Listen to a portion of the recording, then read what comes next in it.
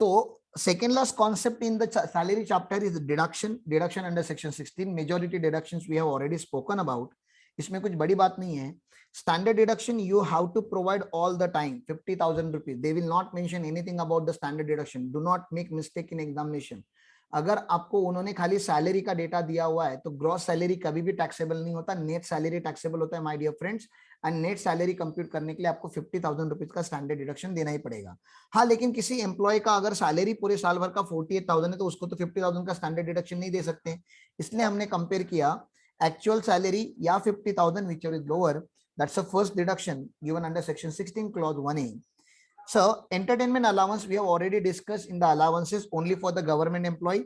और government employ को deduction कैसे दिया जाता है? 1/5 ऑफ बेसिक सैलरी और एंटरटेनमेंट अलाउंस रिसीव्ड और maximum 5,000 rupees per annum whichever is lower. ये डिडक्शन दिया जाता है. प्रोफेशन टैक्स, सर ये प्रोफेशन टैक्स क्या होता है या एम्प्लॉयमेंट टैक्स क्या होता है? 1 minute.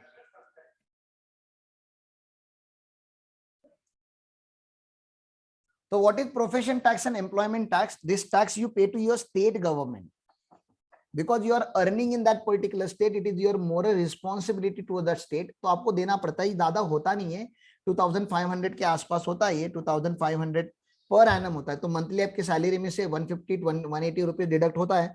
N employer pays this particular tax on behalf of you.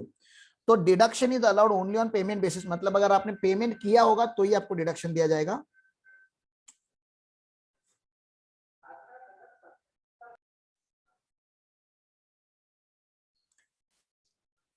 तो if employee has actually paid this तो आपको डिडक्शन मिल ही जाएगा. पेमेंट बेसिस पे डिडक्शन मिलता ही है. आपको पेमेंट करना है तो डिडक्शन मिलेगा, आउटस्टैंडिंग होगा तो डिडक्शन नहीं मिलेगा.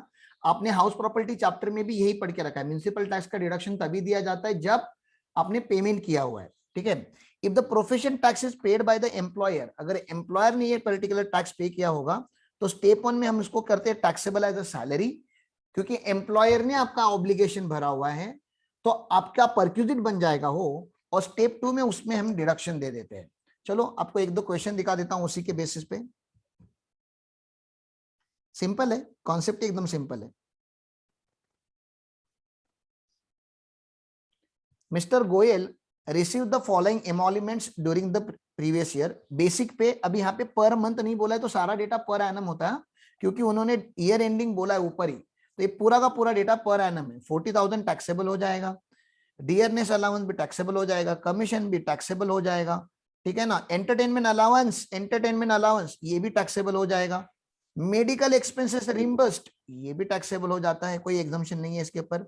Professional tax paid 2,000, 1,000 was paid by the employer. तो जितना एम्प्लॉयर ने पे किया है भैया उतना मेरा परक्यूजिट बन जाता है, तो ये टैक्सेबल हो जाता है. लेकिन मुझे डिडक्शन तो पूरा 2,000 का मिलेगा क्योंकि मैंने पे ही पूरा का पूरा 2,000 किया हुआ है. तो mister Goyal contributes 5,000 rupees toward the recognised provident fund. हाँ, ये तो एटीसी में इसका डिडक्शन मिलता है. He has no other income. Determine the income from salary if mister Goyal is a state government employee. अब स्टेट गवर्नमेंट एम्प्लॉई तो इंटरटेनमेंट टैक्स का डिडक्शन मिलेगा ना इसको, इंटरटेनमेंट अलाउंस का. हाँ. तो कैसे मिलेगा? 1/5 of basic salary. Basic salary का 1/5 निकालो. 40,000 का 1/5 कितना आता है?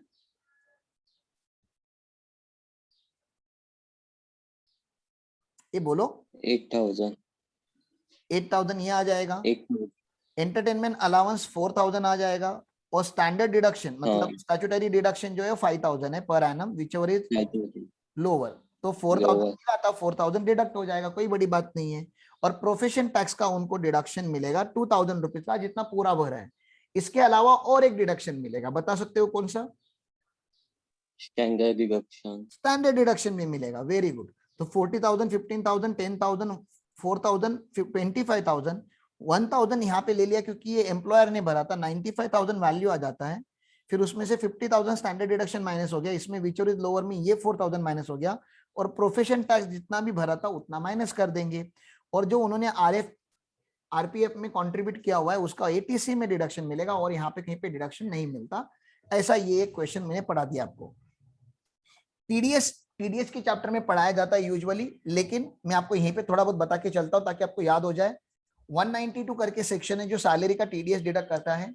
सैलरी का इनकम पूरा डिटरमाइन किया जाता है, income under the head the salary, और ये काम करता है एम्प्लॉयर। सैलरी के ऊपर टैक्स कभी भी कोई एम्प्लॉय नहीं भरता। आपके घर में भी अगर कोई एम्प्लॉय है, आपके क्लोज रिलेशन में अगर कोई एम्प्लॉय है, तो उनको पूछो क्या आपने कभी अपना जिंदगी में खुद का टैक्स कभी खुद भरा है, तो आपको उनसे मिलेगा नो, क्योंकि उनको फॉर्म 16 दिया जाता है, इनको फॉर्म 16 दिया जाता है बाय द एम्प्लॉयर, और फॉर्म 16 में सारा कैलकुलेशन करने का, whatever calculation we have done so far, everything will be done by the employer and not by the employee. तो ये आपको याद रखना पड़ेगा।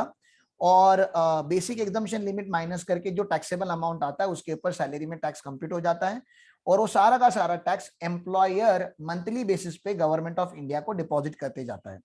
ठीक है, 192 ये मैंने आपको बता दिया था, आपको अगर याद होगा तो। Pre mature withdrawal from provident fund, याद आ रहा है आपको, 5 साल के अंदर अगर आपने विड्रॉ किया तो टैक्सेबल हो जाता है ना। आरपीएफ में से पैसा अगर विद इन 5 ईयर विड्रॉ किया तो टैक्सेबल हो जाता है ना। तो अगर आपके आपने अगर वो आरपीएफ से पैसा जो विड्रॉ किया आपने विद इन 5 ईयर, अगर वो टैक्सेबल हो जाता है और वो अमाउंट मोर देन 50,000 रुपीज है, तो आपका टीडीएस डिडक्ट होगा, एम्प्लॉयर आपका टीडीएस डिडक्ट करेगा, ट्रस्ट आपका टीडीएस डिडक्ट करेगा और गवर्नमेंट को भर देगा एट द रेट ऑफ 10%। और अगर तुमने अपना पैन उनको नहीं दिया, परमानेंट अकाउंट नंबर देने के लिए हेजिटेट कर रहे हो, तो एक एमएमआर करके कॉन्सेप्ट मैंने आपको पढ़ाया था, मैक्सिमम मार्जिनल रेट, जिसका रेट होता है 30% प्लस 37% प्लस 4%। बेसिक कॉन्सेप्ट में मैंने आपको बताया था। तो यह एमएमआर पे टैक्सेबल होता है, हाईएस्ट पॉसिबल रेट पे ये टैक्सेबल हो जाता है, टीडीएस डिडक्ट किया जाता है।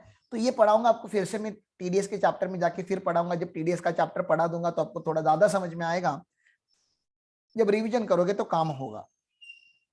रिलीफ अंडर सेक्शन 89 करके एक कॉन्सेप्ट है सीए इंटर में, लास्ट कॉन्सेप्ट यही बचा है मेरा। और सीए में इंटर में रिलीफ करके अलग से एक चैप्टर है, ठीक है ना, तो वो भी मुझे आपको पढ़ाना है। लेकिन उसके पहले, क्योंकि सैलरी में हमने बहुत ज्यादा टाइम इन्वेस्ट किया हुआ है, what I want you people to do, जितना भी अभी सैलरी में ये इलस्ट्रेशन नंबर 24 छोड़ के, apart from illustration number 24, I want everyone to invest time and solve all the question. ये मोहित का क्वेश्चन तो मैंने खुद ही आपको पढ़ा दिया था, यहाँ पे आगे जाके मोहित का एक क्वेश्चन आता है।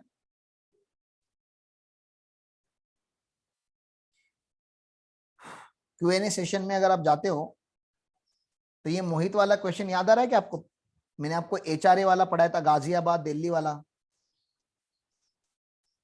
वो क्वेश्चन मेरा हो गया है, ठीक है ना। ये राखी वाला क्वेश्चन इसके ऊपर है, हॉस्पिटल्स के ऊपर है, आप पढ़ लो, देख लो, सॉल्व कर लो, आ जाएगा, इजी है, इतना कॉम्प्लिकेटेड नहीं है, शायद मैंने डिस्कस भी किया था। इसके आगे जो भी चीजें हैं वो आपको क्वेश्चंस आपको होमवर्क में सॉल्व करनी है। अगर आपको कोई पर्टिकुलर क्वेश्चन में डाउट आता है तो you have to definitely ask me, और आपको ये होमवर्क आज के आज करना है। कर लोगे? 2-4 क्वेश्चन ही है नीचे, कर लोगे सॉल्व?